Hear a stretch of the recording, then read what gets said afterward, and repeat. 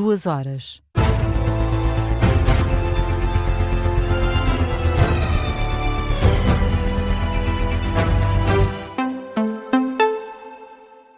Boa noite, eu sou a Teresa Freire, são 2 da manhã, a hora de atualizar a informação. A Morningstar decidiu manter o rating de Portugal em A, enquanto a perspectiva melhorou de estável para positiva. O rating é uma avaliação atribuída pelas agências de notação financeira, com grande impacto para o financiamento dos países e das empresas, uma vez que avalia o risco de crédito.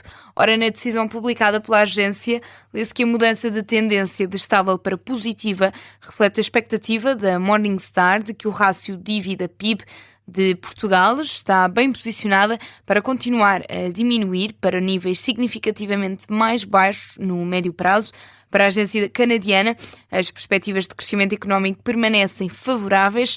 A Morningstar diz ainda que a posição orçamental de Portugal é das mais sólidas da zona euro. Arranca este sábado o 32º Congresso do CDS-PP em Alcobaça. Nuno Melo é candidato a um terceiro mandato consecutivo.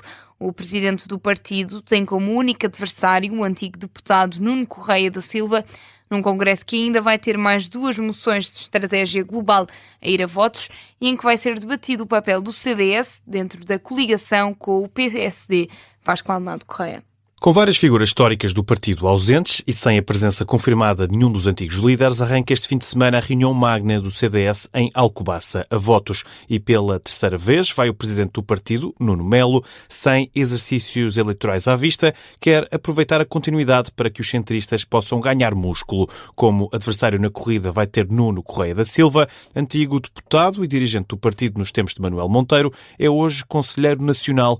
Defende que a coligação com o PSD se deve manter, mas não por sacrifício das ideias. Considera que o partido tem estado diluído na Aliança Democrática e que não se nota a influência na governação. Há ainda outras 2 moções de estratégia global que vão a votos no Congresso. Uma delas é apresentada pela Juventude Popular, que defende que o CDS deve afirmar um projeto político próprio e concorrer sozinho nas próximas eleições legislativas.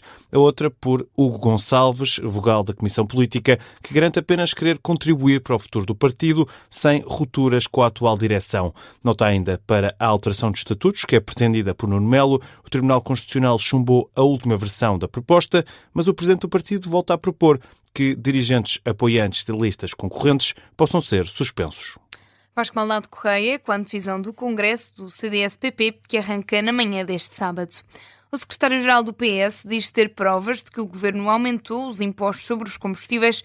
José Luís Carneiro diz que vai apresentar as provas no Parlamento. Tenho prova, que irei exibir na Assembleia da República, de que o Governo aumentou os impostos sobre os combustíveis. Nós afirmámos na Assembleia da República, o Primeiro-Ministro desmentiu. Agora há dados oficiais que comprovam que aumentaram os impostos sobre os combustíveis em relação ao tempo em que assumiram funções governativas.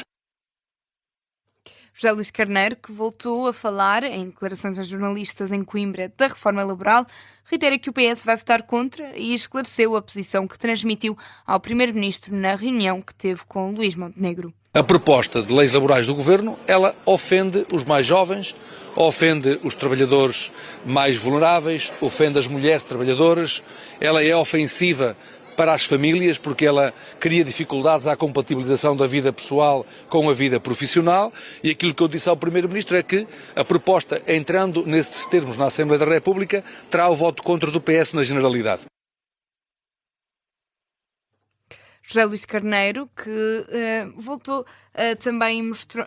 José Luís Carneiro, que mostrou-se ainda preocupado quanto à possibilidade do Governo poder vir a aumentar o IVA da restauração, quer que o Primeiro-Ministro clarifique a posição sobre o tema. Hoje, aquilo que importa às pessoas é o custo de vida. E por isso nós apresentamos propostas para mitigar os efeitos da inflação com os bens alimentares, com os custos relativos aos combustíveis, com os custos relativos à eletricidade e ao gás. E é para nós incompreensível, inaceitável, que o Governo queira alterar de novo o IVA sobre a restauração. É inaceitável e combateremos essa ideia e exigimos mesmo ao Primeiro-Ministro que esclareça se o Governo vai ou não avançar com a alteração do IVA em relação à restauração. O secretário-geral do PS em declarações esta tarde de sexta-feira em Coimbra. Morreu João Abel Manta, aos 98 anos. Foi artista plástico, arquiteto, pintor e ilustrador, mas ficou conhecido sobretudo pelos desenhos que marcaram a Revolução do 25 de Abril. Nasceu em Lisboa em 1928, estudou arquitetura na Escola Superior de Belas Artes. Os seus cartoons pintaram a imprensa portuguesa ainda durante o Estado Novo e, além destes cartoons, foi autor de importantes projetos em Lisboa. Desenhou, por exemplo, o projeto para as habitações da Avenida Infante Santo, também parte do desenho da calçada portuguesa na Praça dos Restauradores e o mural de azulejos na Avenida Calosso de Gulbenkian.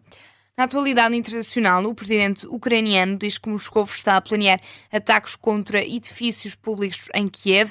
Na rede social X, Zelensky explica que os serviços de inteligência ucranianos encontraram documentos que provam esses ataques. Insiste que o Kremlin também pode estar a planear ataques aos países da NATO, especificamente a partir da Bielorrússia.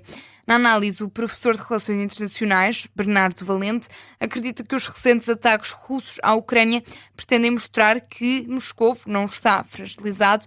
Em causa o ataque russo contra Kiev na passada madrugada, que matou mais de 20 pessoas. Bernardo Valente fala numa Rússia visivelmente fragilizada, mas que ainda assim Putin não vai descansar enquanto não atingir os objetivos do Kremlin. O que Vladimir Putin nos veio dizer com este ataque é, no fundo, que apesar de estarmos aqui a fazer uma morte anunciada à Rússia, a Rússia continua a ter a capacidade de encetar estes ataques. Não quer dizer que estes ataques signifiquem muito naquilo que é a capacidade militar russa, porque sabemos que a capacidade militar russa está extremamente diminuída e tem perdido não só homens como armamento a uma velocidade galopante muito superior às perdas ucranianas.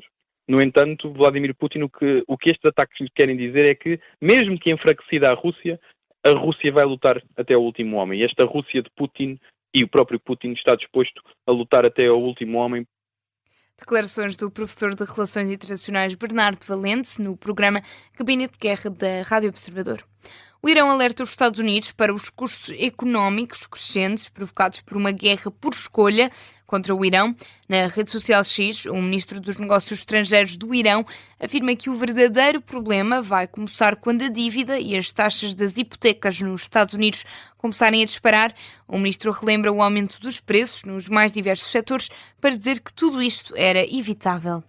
O preço do barril do petróleo Brent subiu mais de 3% para quase $110. A subida é impulsionada pelo impasse nas negociações entre Estados Unidos e Irão e pelos constrangimentos no Estreito de Hormuz. Os analistas alertam que os mercados estão vulneráveis às novas escaladas de um conflito enquanto não houver estabelecimento do fornecimento global de petróleo. Notícia de fecho deste Jornal das 2. A informação está de regresso às 2h30.